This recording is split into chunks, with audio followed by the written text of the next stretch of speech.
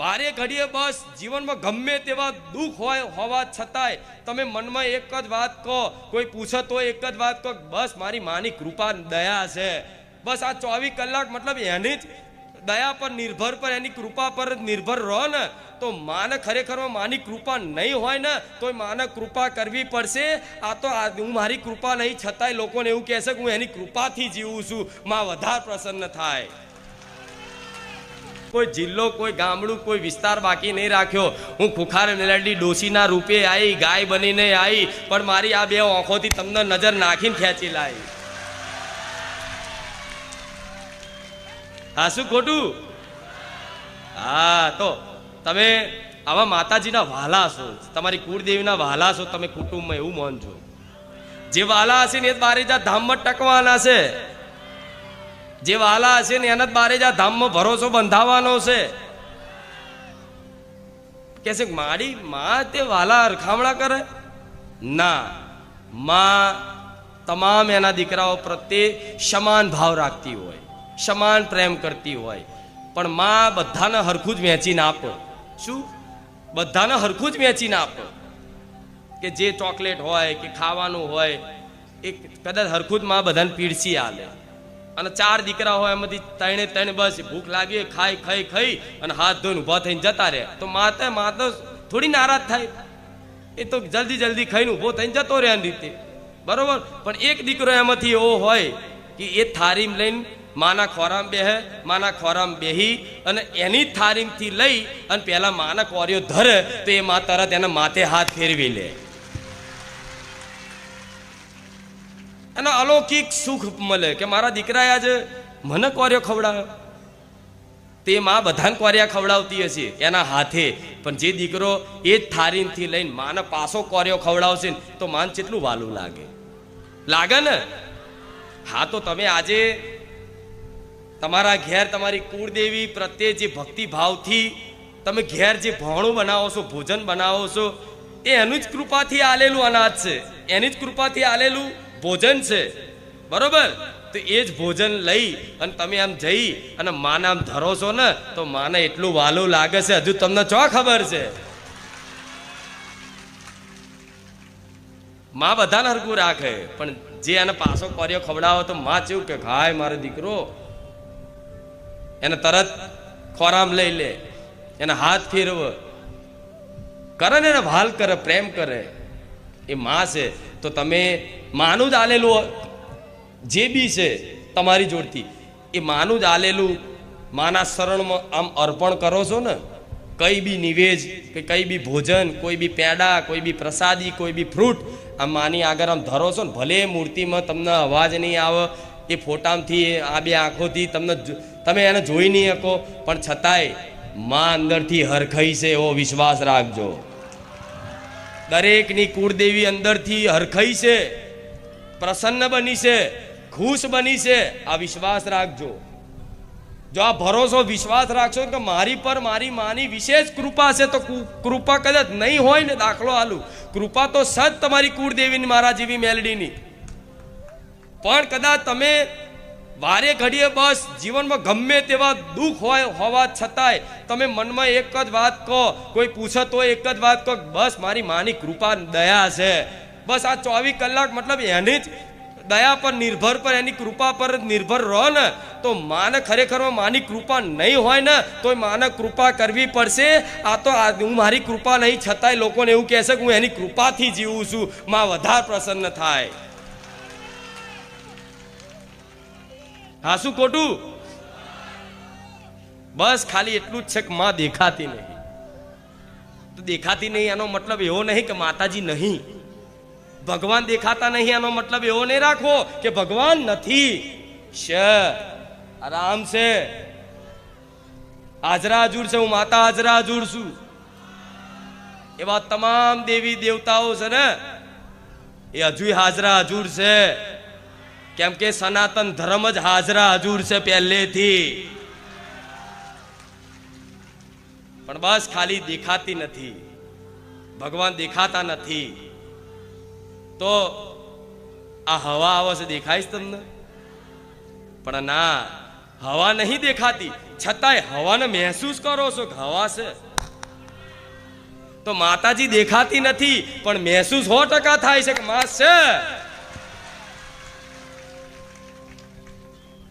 મોબાઈલમાં અહીંથી ફોન કરો કોકને, જ્યાં સુધી પણ સંદેશો પહોંચાડવાનો હોય તો અહીંથી અમેરિકા સુધી સંદેશો વગર દોડે ને વગર વાયરે પહોંચી જતો હોય ઉપકરણોના માધ્યમથી, એક ટેકનોલોજીના આધારથી. તો આ બધી સંસાર બનાવેલી દુનિયા છે, જેને આખો સંસાર બ્રહ્માંડ બનાવ્યો એ અખિલ બ્રહ્માંડના નાથ ભગવાન. શું એ આ તમારી વાણીથી કે તમારા મનથી કરેલી પ્રાર્થના શું ભગવાન સુધી નહીં પહોંચતી હોય? કેવું નહીં પહોંચતી હોય? આ ટેકનોલોજીથી અહીંથી દૂર અમેરિકા સુધી, ચંદ્ર સુધી મેસેજ પહોંચાડવો હોય તો એ પહોંચાડે છે. આજના ટેકનોલોજી વૈજ્ઞાનિક યુગ જમાનો પહોંચાડે છે ને. તો શું માતાજી ભગવાન સુધી શું તમારો સંદેશો નહીં પહોંચતો? ના, પહોંચે છે. પણ તમને વિશ્વાસ નહીં કે મારી વાત કોઈ સાંભળે છે કે નહીં. પણ વિશ્વાસ રાખજો, તમારી દરેક વાત માતાજી ભગવાન સાંભળે ને. ભલે પછી સામે જવાબ ના હાલે તો માની લેવાનું મારી વાત સાંભળે છે. અને ક્યારે તમે આ વાતનો વિશ્વાસ કરશો તો ક્યારે ભગવાન તમને છોડશે. અને તો ક્યારે ભગવાને તો ક્યારેય મનુષ્યને છોડ્યા નહીં. જો એ છોડી દે તો આ પ્રાણ પંખીડું ઉડી જાય, રામને પ્યારા થઈ જાવ ને કહેતા. હા, શું ખોટું? પણ હજુય તમે જીવિત છો, હજુય તમારી અંદર ચેતના છે, હજુય તમારી અંદર જીવ છે. તો ભગવાન હજુય એવું ઈચ્છે છે કે આ જીવ છે ને, આ મનુષ્ય છે ને, મને ભજી લે, મારું નામ લઈ લે, અને જીવનમાં ક્યાંક ને ક્યાંક સત્કાર્યો સતના માર્ગે આવી અને રામને ભજી લે. ભગવાનનો એ ઉદ્દેશ છે. એટલે ભગવાન ક્યાંક ને ક્યાંક કૃપા કરે છે ને, ત્યારે આવી બારેજા ધામ જેવું ધામ ક્યાંક તમને મળે છે. જોત જોતામાં કોઈને પૂછો કે દુઃખી ક્યારથી? તો કે 5 વર્ષથી મારી દુઃખી છું. કોઈને પૂછું કે તું ક્યારથી દુઃખી? મારી 10 વર્ષથી દુઃખી છું. તો એને પૂછે કે 10 વર્ષ પહેલા સમજો દુઃખી થયો, 10 વર્ષ પછી અત્યારે? તો કે મારી 10 વર્ષ પહેલા તો અમાર ગાડી બંગલા ને વાડી ને બધું હતું, પણ અત્યારે કશું રહ્યું. એટલે એ ગાડી બંગલા ને વાડીને સુખ માનતો હતો, એ સુખ માનતો હતો. પણ એ પહેલાનું વિચારો, જ્યારે ગાડી બંગલો ને બધું હતું, સુખ તમને લાગતું હતું કે સુખી હતો, તારે એક સમયગાળામાં તમે દુઃખી હતા.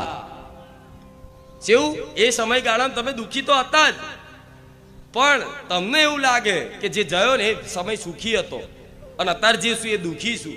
પણ હું માતા એવું કહીશ કે અત્યારે જે સમય તમે ભોગવો છો ને, જે સમય પર આધારિત છો ને, એ સમય ખરેખરમાં જો જોવા જાવ ને તો તમે સુખી જ છો.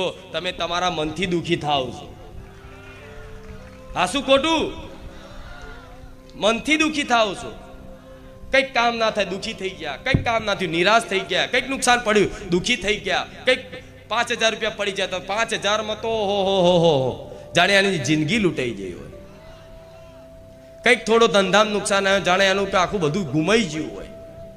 કંઈક કોકની જોડથી કંઈક કોઈનું મૃત્યુ થઈ ગયું હોય, કોઈ પ્રિય જનનું કદાચ કોઈ ત્યાગ થઈ ગયો હોય, કોઈ કારણે વિયોગ થઈ ગયો હોય, તો એના માણસને એવું લાગે કે મારું બધું પતી ગયું. ના, કશું તમારું પત્યું નહીં. પણ અસલી શરૂઆત ત્યાંથી જ થાય છે જીવનની, જ્યારે તમારા જીવનમાંથી બધું છૂટી જાય. આ બધું છૂટી ગયું ને, બધું હોવા છતાંય છૂટી ગયું છે. એકલા મૂંઝાવાનો દાડો છે નહીં, બધું છૂટ્યું છે. તો આ છૂટ્યું છે ને, તો ભગવાને બનાવેલા વિધાન એ કૃપા કામ કરે છે કે ધીરે ધીરે તમારા જે કોમનું નહોતું ને બધું છૂટી જવાનું, અને જે ખરેખરમાં કામનું છે ને આપે રૂપે તમે પ્રાપ્ત કરી શકશો. એને સંસારથી બસ ક્યાંક ને ક્યાંક વાતે તમને કોઈ મતલબ તિરસ્કાર કરે, તમારો અપમાન કરે, તમને ગણ નહીં, તમે આટલી બધી સેવા કરી હોય, તમે સારું કર્યું હોય, બધાનું ભલું વિચાર્યું હોય, છતાંય તમને બદલામાં તમને જસ ના મળે. અને વ્યક્તિ શું જસનો ભૂખ્યો કે મારી જોડે બધું હતું, મેં બધાની સેવા કરી, મારા માતા પિતાને હાચવ્યા, મારા ભાઈઓને હાચવ્યા, મેં બધાનું પૂરું કર્યું, પણ મારી આજ હું દુઃખી છું તો મારું આજ કોઈ નહીં રહ્યું. થાય છે ને આવું, ઘણા લોકોનો અનુભવ હશે કે આજ મારું કોઈ નહીં રહ્યું. તો આ સંસારમાં કહેવાય છે કોઈ કોઈનું નહીં, કોઈ કોઈનું નહીં. જો તમારું કોઈ હોય ને તો મારા જેવી માતા ને મારો રામ. જ્યાં સુધી તમારી જોડે કંઈક સ્વાર્થ છે, જ્યાં સુધી કંઈક સ્વાર્થ છે ત્યાં સુધી બધાય હશે. જે દાડ તમે કઈ કોઈના લાયક નહીં હોવ ને, કોઈ કામ લાયક નહીં રહો ને, એ દિવસે ભલા છોડી દેશે. આ સંસાર એવો છે, સમજ્યા? એટલે આ ધ્યાનમાં રાખજો આ વાત. મનથી બધાને એવું નહીં કહેતા તમે બધા મારા નહીં, બધાને કહેવાનો આખો સંસાર મારો છે, પણ હૃદયથી તો એવું જ વિચારવાનું કે માં હું કોઈનો નહીં, હું તારો છું બસ. માં હું કોઈની નહીં, માં હું તારી છું બસ. આ પોતાનાપણાથી કદાચ આ સંબંધ જાળવી રાખજો. હું ખરેખરમાં એક દાડો એવો સમય બતાવીશ, એક સમય બતાવીશ કે ખરેખરમાં તમને એવો વિશ્વાસ થશે કે માં ખરેખરમાં તું બોલતી ને, આજ અમને એ વાતનો 100% વિશ્વાસ થઈ ગયો કે આ સંસારમાં મારું કોઈ નહીં તારા સિવાય. અને જેના અનુભવ થઈ ગયો અને કૃપા માનજો, જેના અનુભવ થઈ ગયો હોય એ કૃપા માનજો. જેના અનુભવ ના થયો હોય થોડો ક્ષણ રાહ જોજો, ખબર પડી જશે કે હું માતા થઉં છું કે આ સંસાર તમારો થાય છે. જોઈ લેજો, સમય છે આલું છું. આ શું ખોટું? દુઃખી જ એટલે થયા છો કે દુઃખી થઈને તમે મારા માર્ગ ઉપર આવ્યા છો ને, દુઃખી થઈને ધર્મના માર્ગ ઉપર આવ્યા છો ને, તો દુઃખાઈ હારા માટે પડે છે કે ખોટા માટે? વિચારો. દુઃખ આમ તો કે એવું કહીશ તો કે મારી આવું છે, દુઃખ હારા માટે આવે. દુઃખી થાવ ત્યારે જ તમે ભગવાન માતાજીના સન્મુખ થાવશો ને, દુઃખી થાવ ત્યારે જ કોઈ ધામ મંદિરે જાવશો ને. તો આ દુઃખ આવ્યું છે તો ધીરે ધીરે દુઃખ તમે માતાજી સમીપ લાવો છે ને, સમીપ લાવો છે ને તમને ભક્તિના માધ્યમથી. તો આ દુઃખ ખરેખરમાં જે આવે છે, જે વિધાન બનાવેલો છે અને જે પરિસ્થિતિ નિર્માણ થાય છે એ ખરેખરમાં દુઃખ તમારા ભલા માટે જ આવે છે. જો આ વાતનો વિશ્વાસ કરો તો દુઃખ તમારા સારા માટે આવે છે જીવનમાં. જો આ વાતનો વિશ્વાસ કરો તો આ વાત એકદમ ઉતરા મગજમાં એમ નથી, પણ ના, જેને ખરેખરમાં માતાજી ભગવાનને અપનાવવા હશે ને, અપનાવવા, જેને ખરેખરમાં માતાજીની નજર થઈ ગઈ છે ને કે આ મારા ભક્તને મારા અપાર સુખ આપવું છે, અપાર આનંદ આપવું છે, એને મારી ભક્તિ પ્રદાન કરવી છે, જેના જે ભક્તિ કરવા માટે જન્મ લીધો છે, જે ભગવાનની કૃપા નજર કૃપા દ્રષ્ટિ થઈ જાય ને, એ જીવની દશા શું થાય ખબર છે? બધી બાજુથી ઘેરાઈ જાય. કોઈ બાજુથી મતલબ એના આશરો સહારો રહે, બધા આધાર તૂટી જાય, બધી આશા રાખેલી નિરાશામાં ફેરવાઈ જાય. અને એક માત્ર ખાલી આશા રહે કે માં તારા સિવાય મને જગતમાં કોઈ પર આશા, તારા સિવાય મારો કોઈ આધાર. માં હું નોધારો થઈ ગયો, માં હું નોધારી થઈ ગઈ. તો જો આ નોધારા થઈ ગયા, નોધારી થઈ ગઈ, આવું અંદરથી થતું હોય તો નાચી લેજો કે માં હવે અપનાવવાની છે. નાચી લેજો તરત, નવાઈ લાગશે આ વાતો. એટલે કહું છું દુઃખ છે ને, દુઃખ એ વ્યક્તિને શિક્ષા માટે આવે છે કે દુઃખમાં જ વ્યક્તિ આખો બદલાઈ જાય. ખરાબ માણસ હોય, ખરાબ એકદમ દુષ્ટ વ્યક્તિ, પણ એના જીવનમાં એવા ભયંકર દુઃખ આઈને ઉભા થઈ જાય ને, એ ખરાબ વ્યક્તિ તે એ દુષ્ટ વ્યક્તિ તે સજ્જન વ્યક્તિ બની જાય, એનું નામ દુઃખ કહેવાય. હા શું ખોટું? ખરાબ માંથી સારા બનાવવા માટે સાચો તમારો ગુરુ હોય ને તો દુઃખ. આ વાત કડવી લાગશે, આવી કેવી વાત? તો હા, આ દુઃખ, આ દુઃખના લીધે જ તમે માતાજી ભગવાનની સમીપ આવો છો. સમીપ આવવાથી માતાજીની પ્રભાવથી, માતાજીની ભક્તિની મહિમાથી, માતાજીનું નામ લેવાથી, માતાજીનું સ્મરણ કરવાથી આપે રૂપે તમારી અંદર સદગુણોનો વિકાસ થાય છે. તમે હારી ભાવના કરતા થઈ ગયા છો, તમે કોકનું ભલું કરવાની ઈચ્છા કરો છો. તો આ સારા બનવાનું જ્યાં માર્ગ મળ્યો છે, તો આ દુઃખનો આભાર માનજો, દુઃખને કોસતા નહીં. અને દુઃખી થાવ તો બીજા કોઈ દોષ આલતા કે આ વ્યક્તિના લીધે હું દુઃખી થયો, આ પરિસ્થિતિના લીધે દુઃખી થયો, આના લીધે દુઃખી થયો, આ સમયના લીધે દુઃખી થયો, આ મારી ગલતીના લીધે દુઃખી થયો, આ ફલાણા લીધે દુઃખી થયો, એ કશું જોતા નહીં. હું માતા એવું કહીશ, ખાલી એટલું જ હૃદયમાં રાખજો કે ભગવાને જે રચાયું છે મારા મંગલ માટે જ રચાયું છે. ભલે જે થયું હોય થયું, પણ હવે હું હારા માર્ગે આવવા માટે હે રામ હું તૈયાર છું. હે માતા, હવે તું જેમ ચલાવે ને એમ મારા જીવનની રિમોટની ગાડી તું જેમ ચલાવે એમ હું ચલાવવા માટે હું તૈયાર છું. લે આ મારી ગાડીનું રિમોટ સ્ટેરિંગ તારા હાથમાં આપી દીધું. જેમ અર્જુને કૃષ્ણ ભગવાનને રથમાં સારથી બનાવી જતા ને ભગવાન, એ રીતે તમારા જીવનના રથમાં મન માતાને સારથી બનાવી દો. તમારું મન આગુ પાછું થશે, મારી લગામ ખેંચીને આમ લઈ જઈશ. એ ઘોડા ઇન્દ્રિયો છે, આંખ કાન નાક એ ઇન્દ્રિયો છે. ઇન્દ્રિયો જે બાદ જાય, મતલબ એ ઘોડા જે બાદ જાય એ બાદ ખેંચે, પણ લગામ હોય લગામ, તે ઘોડાને પકડી રાખે કે નહીં આપણે આ માર્ગે જવાનું. એ રીતે આ ભક્તિનો માર્ગ એવો છે ને, તો આ માર્ગે આવશો ને તો તમારી આ ઇન્દ્રિયો જાત જાતની ઈચ્છાઓ કરાવશે. આ કર લઉં, આ કર લઉં, આ કર લઉં, આ કર લઉં, આ કર લઉં, પણ આ મારી દોર પકડેલી મન માતાને સારથી બનાવીએ છે ને, તે તમારા ઇન્દ્રિય રૂપી ઘોડા છે ને, હું મારી આ લગામ ખેંચી અને એ મારા સીધા માર્ગ ઉપર લાવીશ કે દીકરા તારા લક્ષ્ય સુધી પહોંચવાનું. હા, શું ખોટું? હા, એટલે આ બધી વાતો એવી છે, આધ્યાત્મિક વાતો કહેવાનું. શું કહેવાય? અને અસલ આ જીવનમાં વાતો સત્ય છે. અંતરાત્માથી હૃદય સ્વીકારે છે આ વાતને, કેમ કે આ વાત આ તમારી અંતરાત્મા છે ને એ સનાતન સત્ય છે. અંતરાત્મા છે ને એ જ પરમાત્માનું અંશ છે, સ્વરૂપ છે. તો જો અંતરાત્મા સુધી આ વાત સ્વીકારતા હોય, સાચી વાત છે મારી, તો અંતરાત્મા તમારી સ્વીકારે છે મારી વાણીને. આ શું ખોટું? હા, તો હવે આ પ્રશ્ન થાય કે મારી દુઃખ જીવનમાં આવ્યું એમાંય આપણું મંગલ. ભગવાને શું દુઃખ આપીને આપણું ભલું ઈચ્છે છે, ખરાબ ઈચ્છે છે? એટલું બધું દુઃખ છે કે કોઈ કહેવાય એવું નહીં. પણ આજે નહીં ખબર પડે, થોડાક સમય પછી એવી ખબર પડશે કે જો આ સમયગાળામાં દુઃખ ના આવ્યું હોત ને તો આજે હું જે છું ને એ ના હોત. આજ મારા દીકરાના જીવનમાં કોઈ જાતનું દુઃખ ના આવ્યું હોત ને તો મારો દીકરો આજ જે છે ને એ ના હોત. એ દુઃખી થયો ત્યારે મારા શરણ ચાલ્યા છે. એ દુઃખી થયો ત્યારે મને રડીને પોકાર કરી છે.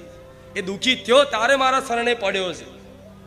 તો આ તમારા જીવનમાં દુઃખ આવે છે, માતાજી સાચી ભક્તિ કરવા છતાંય, એને સાચી રીતે મતલબ દિલથી માનવા છતાંય, સેવા કરવા છતાંય કોઈ દુઃખ એકદમ દૂર ના થાય ને, તો વિશ્વાસ રાખજો કે ભગવાને માતાજીએ તમારા માટે મંગલ મંગલ મંગલ જ રચી રાખ્યું છે. અમંગલ થવાનું નથી. તો કે મારી જે થાય એ હારા માટે થાય છે. આવું જ એવું તે નાની એવી એક વાર્તા કહું તમને, સાંભળશો?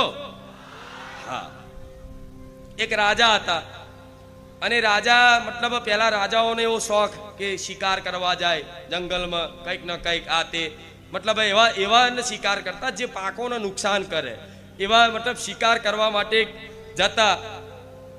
ધનુષની અભ્યાસ કરવા માટે જતા. એના અભ્યાસ તો કરવો પડે ને, ધનુષ શીખવા માટે, શસ્ત્ર શીખવા માટે એનો અભ્યાસ તો કરવો પડે. એ ધનુષ મતલબ શીખવા માટે એ અભ્યાસ કરવા જતા. તો એક દિવસ રાજા એમ કરીને અભ્યાસ કરતા કરતા આમ બાણ ચડાવ્યું પ્રત્યંચા પર, અને પ્રત્યંચા પર બાણ ચડાવતા અહીંથી એ જે બાણની જે દોરી હોય, તાર હોય, એ તાર એવો છટક્યો ને તે રાજાનો અંગૂઠો કપાઈ ગયો. શું? રાજાનો એ અંગૂઠો કપાઈ ગયો. તો એના જે મંત્રી હતો ને જે બાજુમાં, એ થોડો આધ્યાત્મિક હતો, ભગવાનને માનવા વાળો હતો. તો એણે મતલબ રાજા કે મારો અંગૂઠો કપાઈ ગયો.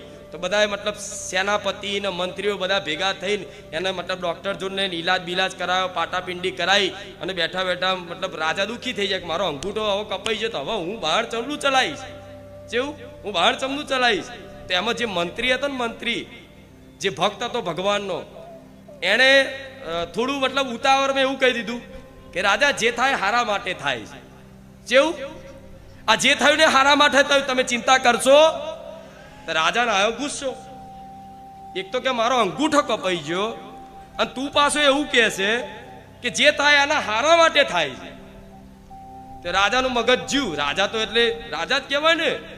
રાજાને આવું કહી દે કે જે થાય એના હારા માટે થાય. ઉપરથી એને આશ્વાસન આલવાનું કે ભાઈ બહુ વાગ્યું, થઈ જશે, ચિંતા ના કરશો. આમ તેમ ઉપરથી શું કીધું? જે થાય હારા માટે થાય છે, શું લ્યા ચિંતા કરો છો?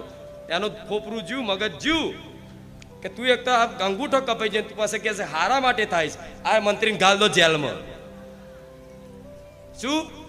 મંત્રીને ઘાલ દીધો જેલમાં. હવે એ જેલમાં ગાલ્યા પછી થોડાક સમય, મહિના કે એકાદ મહિનામાં એ રાજા એકવાર ફરી મતલબ જંગલમાં નીકળ્યા હશે. એમને એમ ઘોડે સવારી થઈ અને જોડે, અને એ દિવસે મતલબ રાજાને એવી ઈચ્છા હતી કે આજે હું એકલો ભ્રમણ કરું. કોઈ આવતા, કોઈ સેનાપતિ, કોઈ સિપાહીઓ જોડે આવતા નહીં. બરોબર? તો કે વેશ બદલીને હું મારી જાતે હું ભ્રમણ કરવું છે. તો રાજા એક વેશ બદલી અને ઘોડે સવારી આખા એના વિસ્તારમાં નીકળ્યા. તો એ વિસ્તારમાં નીકળતા નીકળતા એક ઘનઘોર જંગલ આવ્યું. અને ઘનઘોર જંગલમાં અમુક તાંત્રિકો સાધના કરતા હતા. પેલા તાંત્રિકો આવતા હતા ને, એવા સાધના વાળા, એવા તાંત્રિકો ત્યાં સાધના કરતા હતા. તે તાંત્રિકો જે સાધના કરતા હતા તે એ કબીલો જે હોય, એ વિસ્તારમાં જે રહેતા હોય, એમની પરંપરા એવી હતી કે પહેલા કોઈ બી વ્યક્તિ કદાચ અહીંથી નીકળે, કોઈ બી મનુષ્ય, એની આપણે બલિ અર્પણ કરવાની, બલિ ચઢાવવાની. આવો સંકલ્પ હતો એમનો કે કોઈ બી નીકળે અહીંયા તો એની બલિ આપણે ચઢાવવાની. શું કરવાનું? બલિ એની ચઢાવવાની. તો એટલા મેં રાજા નીકળ્યા ને હમણે તો બધા તીર કોમઠાન લઈને, ભાલા લઈને રોકી લીધા રાજાને. આટલા બધા રાજા પકડાઈ જાય એટલે સીધા જ આમને લઈ જાય અહીંયા ચાલ્લો બાલ્લો, પેલા બકરાને બલિ આલે ને એ રીતે હારને બહાર પહેરાઈ અને ચાલ્લો બાલ્લો કરીને બલિ આલવા તૈયાર કરી નાખ્યા. જે બી એ શક્તિ હોય એને બલિ આલવા માટે. બરોબર? તો બલિ આલવાના જતા આમ કરીને જેવું રાજાને એવું કે મરી ગયો, આજ મરી ગયો. બલિ આલવાના હતા, એમનો જે ગુરુ હતો ને, ગુરુ એવું કીધું ઉભારો ઉભારો ઉભારો. તો કે શું થયું? તો કે ઉભારો, બલિ એકદમ હલાશે નહીં. તો કે કેમ? તો કે આપણે એવી પ્રથા છે કે જે મનુષ્યની બલિ આપવામાં આવે, જે વ્યક્તિની બલિ આપવામાં આવે, એ વ્યક્તિ પૂરેપૂરો સાજો હોવો જોઈએ. એનો એક અંગ કપાયેલો હોવો જોઈએ, એનો એક અંગ તૂટેલો હોવો જોઈએ. તો કે આનો અંગૂઠો કપાયેલો, આ ચાલે નહીં. કેવું આ ચાલે? એટલે તાત્કાલિક એમણે શું કર્યું? એને છોડી દીધા કે હાર જાઓ. એમને કમ્પ્લેટ નવડાવી કીધું કે જાઓ ભાઈ, હવે તમારું કામ નહીં, તમે ચાલે એવા નહીં. બચી ગયા કે ભગવાનની કૃપાથી બચી ગયા કે અંગૂઠો કપાયેલો હતો, નકર રાત બલી ચડી જાય. તો રાજા તો તરત મંત્રીની વાત યાદ આવી. મંત્રીએ કીધું તું જે થાય હારા માટે થાય છે. હારું અંગૂઠાએ જ મને બચાયો, આ અંગૂઠાએ જ મને બચાયો. તો હવે તો રાજાએ તરત જ ખુશ થઈ, પ્રસન્ન થઈ અને રાજ દરબારમાં જઈને બધા સિપાહીઓને, સેનાપતિને, બીજા બધા મંત્રીઓને બોલાયા કે પેલાને આઝાદ કરી દો ને એને મારી આગળ લઈને આવો, એનો ધન્યવાદ કહેવો છે, એના પ્રણામ કરવા છે. તો મંત્રી આયા, મંત્રીને કીધું કે મારી ભૂલ થઈ જાય, મેં તમને આવી રીતે બોલ્યો, અને પણ આ તમે જે કીધું ને જે થાય હારા માટે જ થાય છે, વાત તમારી સત્ય સાબિત થઈ કે આ અંગૂઠો જો ના કપાયો હોત તો આજે મારું મૃત્યુ થઈ જાત, મારું બલિ આપી દેત, મારી આજે બલિ ચડી જ જાત, પણ આ અંગૂઠાના લીધે હું બચી ગયો. બસ આ વાત થી પ્રસન્ન થયા રાજા. મંત્રીને કીધું તમારે જે ઇનામ જોતું એ બોલો. મંત્રીએ કે મારે કોઈ ઇનામ જોતું નહીં, પણ રાજા કે એક પ્રશ્ન છે કે બરોબર છે કે ભાઈ મારો અંગૂઠો કપાયો, જે થાય હારા માટે થાય છે, પણ તમે ચો તો કોઈ ગુનો, તમારે જેલમાં મેં તમને ઘાલ દીધા એ શેના હારા માટે? મેં તમને જેલમાં ઘાલ્યા એ છે તમને હારા માટે. બધું ભગવાન હારા માટે કરે, તો મેં તમને જેલમાં ઘાલ દીધા 1 મહિનો, તો એ શેના હારા માટે? તો મંત્રીએ કીધું કે રાજા, જાર તમે એકલા જાઓ ને તો મને જોડે લઈ જાઓ છો. જો મને જેલમાં ના નાખ્યો હોત તો હું તમારી જોડે હોત, તો તમારો અંગૂઠો કપાયેલો જોઈ અને તમને છોડી દેતો, પણ મારા તો બધા અંગ હાજા હતા, તો મારી જોડે બલિ ચડી જાય. આ વાતથી શું સાબિત થાય? ભગવાન જે રચાવે બધું, અત્યારે એવું લાગે કે દુખી છું, કાલે ખબર પડે કે ના, ભગવાન મંગલ ભવન મંગલહારી કે છે ને, દ્રવ દશરથ અજીર બિહારી. ભગવાનનું નામ, ભગવાનની મહિમા મંગલ જ છે, પણ આ જ્ઞાન નથી ને એના લીધે તમે દુઃખી થાઓ છો. અંગૂઠો પણ આ બધી કહાનીઓ નહીં, આ સત્ય વાર્તાઓ છે. અને આ વાર્તાઓ ખાલી કલ્પના નથી. આ બધી આપણા પુરાણોમાં, ગ્રંથોમાં બધું લખેલું છે કે જેથી ભક્તોનો ભરોસો ટકી રહે કે જે થાય હારા માટે થાય છે. એમ વેઠી અને ભગવાનનો આભાર માની, ભગવાનની કૃપા માની, ભગવાનને પ્રાર્થના કરી અને વેઠવાની થોડી શક્તિ રાખે. ઉપરથી વેઠવાની જગ્યાએ તમે મેણા મારી લો છો. આટલા ટાઈમ દીવા કર્યા, આટલા ટાઈમ આ કર્યું, આટલા ટાઈમ આ કર્યું, કશું થતું નહીં. આ તો જવા દો ભાઈ, હું તો રામ રામ કરીને થાક્યો. આ તો બધી વાતો છે. એટલે જો ખાલી વાતો હોય ને તો આવા લાખો મારા ભક્તો આકર્ષિત થઈને દર રવિવાર આટલો મેરો ના થાય. જો આ પાખંડો હોત, આ નાટક હોત, આ બધા ખેલ હોત ને તો આ બધા ખેલ જોવા નહીં આયા. ખેલ જોવા હોય તો મોબાઈલમાં દેખાય છે. આ શું ખોટું? તો તમે ખેલ જોવા આવ્યા છો? ના, તમે આપે રૂપે આકર્ષિત થઈને આવ્યા છો. અને આકર્ષિત તમારી અંતર આત્માથી ખેંચાઈને આવ્યા છો. જેવું અંતર આત્માથી ખેંચાઈને આવ્યા છો. હું કોઈને આમંત્રણ નહીં આવતી, દર રવિવારે આવજો તોય આવો. તો ગોર પડ્યો હોય ને, ગોર મીઠો ગોર, મીઠાશ હોય ને જ્યાં, કીડીઓ આપે રૂપે ઉભરાય. તો અહીં ગોર પડ્યો છે, મીઠાશ છે, એટલે કીડીઓ મકોડા ઉભરાય જ ને. આ શું ખોટું? હવે જે કીડીની જે મકોડાની જેટલી તાકાત સામર્થ્ય છે એટલું લઈ જશે. આ શું ખોટું? હા, તો જે પરિવારમાંથી 2-4 સભ્યો આવતા હોય એ પરિવાર ખરેખરમાં મારી કૃપા પાત્ર છે. અને જે પરિવારમાંથી એક પણ સભ્ય આવે છે, એક તમારા પરિવારમાં કોઈ નથી માનતું, ખાલી એક ભક્ત છે એક પરિવારમાં મારો, તો ભલે એના મતલબ પરિવાર વાળા એને આવા દે ના આવવા દે, પણ એ મનથી ઘેર બેઠા બેઠા તે કદાચ અહીં આવવું હોય પણ નહીં આવી શકતો, પણ એ રુદનથી મતલબ અંદરથી એ વેદના અનુભવ કરે છે ને હૃદયમાં કે મારે આવું છે, પણ મારા પપ્પા, મારી મમ્મી, મારો પતિ, મારો ભાઈ કોઈ મને લઈને નહીં આવતું. માં ક્યારે અવાશે, ક્યારે અવાશે? તો એવા ભક્તોને કહીશ, ઘેર બેઠા વિડીયો જોનારા ભક્તોને કહીશ કે તમે ચિંતા ના કરતા, તમે આ હૃદયથી આ પીડા અનુભવ કરો છો તો તમે અહીં નહીં આવી શકો તો કંઈ નહીં, હું તમારા ઘેર આવી.